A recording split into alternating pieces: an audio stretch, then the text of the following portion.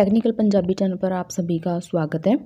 जैसे कि आप जानते हो कि हम आपके लिए हिंदी साहित्य की रिगार्डिंग वीडियोस लेके आते हैं, इसी तरह आज हम एक नई वीडियो लेकर हाजिर हुए हैं जिसका विषय है तुलसीदास जी के ग्रंथ। इससे संबंधित एक वीडियो हम पहले भी लेकर आए थे जिसमें हमने तुलसीदास जी के 5 बड़े ग्रंथों के बारे में बात की थी। आज हम उनके 7 छोटे जो ग्रंथ हैं उनके बारे में बात करेंगे। PDF है जो भी इस वीडियो में बताया जाएगा ध्यान से सुनिएगा ताकि आपको इन ग्रंथों के बारे में जानकारी मिल सके। तुलसीदास जी मास्टर कैडर के लिए या लेक्चरर कैडर के लिए हिंदी साहित्य में बड़े ही एक महत्वपूर्ण कवि हैं। इसलिए हम इनके 12 ग्रंथों के बारे में ही करेंगे। आज हम जो इनके नेक्स्ट 7 ग्रंथ रहते थे बचे हुए थे उनके बारे में करने जा रहे हैं। हाँ जी, आज के जो इनके ग्रंथ हैं सबसे पहले जो है ग्रंथ है वो रामलला नच्छू। इसका जो रचना काल है वो 1582 ईस्वी है और ये एक प्रबंधात्मक है, प्रबंध काव्य है। ये 20 छंदों की रचना है। इसका रचना काल 1582 ईस्वी है। ये एक प्रबंध काव्य है। ये नच्छू एक गीत माना जाता है। इसके बारे में अलग अलग विचार हैं। कुछ तो कहते हैं कि ये राम का जब विवाह हुआ था उस समय, जैसे विवाह के समय गाए जाने वाले गीतों को नच्छू कहा जाता है, तो ये राम के विवाह से संबंधित है। तो कुछ है कि इसमें स्त्रियों द्वारा गाए जाने वाले गीतों से संबंधित ग्रंथ है ये। मतलब कहने का भाव है कि ये नच्छू एक गीत माना जाता है। ये गीतों से संबंधित रचना है और ये प्रबंध काव्य है। इसके बाद है वैराग्य संदीपनी।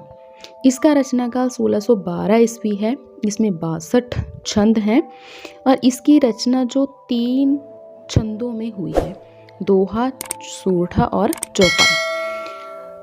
ये इनके बारे में सिर्फ इतना ही प्रमुख है। अगर आप ये बाकी करना चाहते हो कि मंगलाचरण और वस्तु संकेत, ये मतलब 4 जो इसके आगे भाग कह सकते हैं कि भागों में विभाजन किया हुआ है, अगर आप उनके नाम करना चाहते हो कर सकते हो तो कर सकते हो इस PDF से देख के। अदरवाइज आप इनके बारे में, छंदों के बारे में और इसका स्थान याद रखिएगा।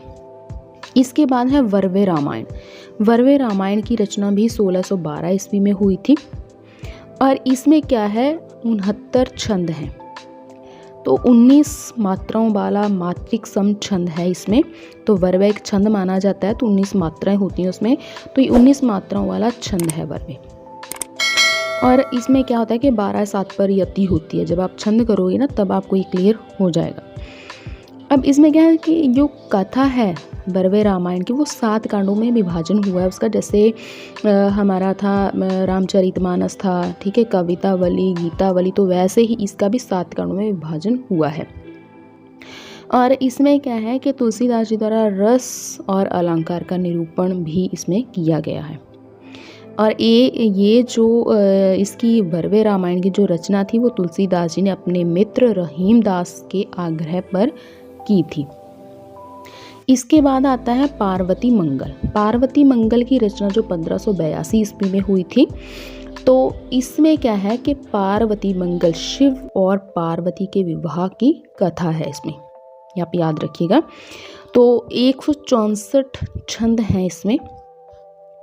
तो इसमें 148 जो छंद हैं पहले जैसे, उसमें अरुण या मंगल छंद का, और जो 16 आगे के रहते हैं उसमें हरि गीति का छंद का प्रयोग है वो हुआ है।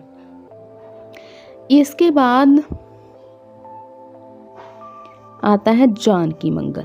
जानकी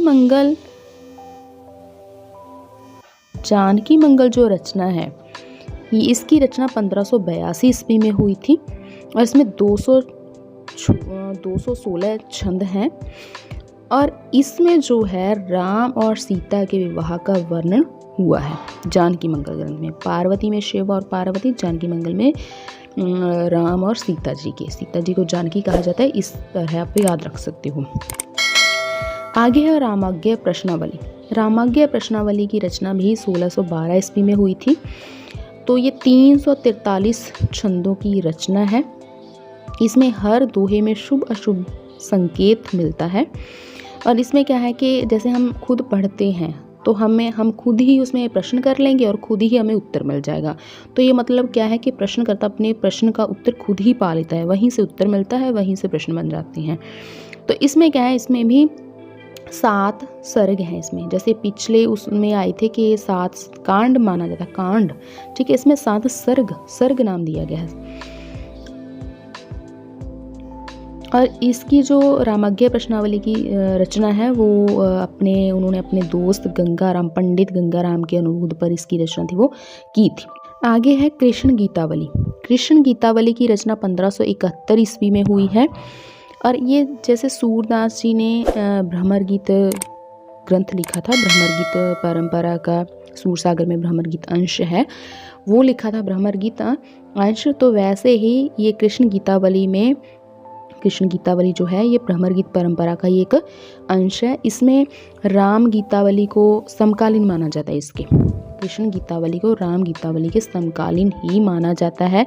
जैसे उसमें राम जी के उनकी लीलाओं के बारे में, उनके विवाह के बारे में है, वैसे ही कृष्ण गीतावली में उनकी कृष्ण की लीलाओं के बारे में है, ठीक है, खेल क्रीड़ाओं के बारे में है। तो ये ग्रंथ है जो ये कृष्ण जी से संबंधित है। ये थे उनके जो 7 छोटे ग्रंथ हैं। भक्ति काल हमारा यहीं पर संपन्न होता है। सो अगर कोई अन्य कवि होगा भक्ति काल का, वो हम अगली वीडियो में लेकर आएंगे।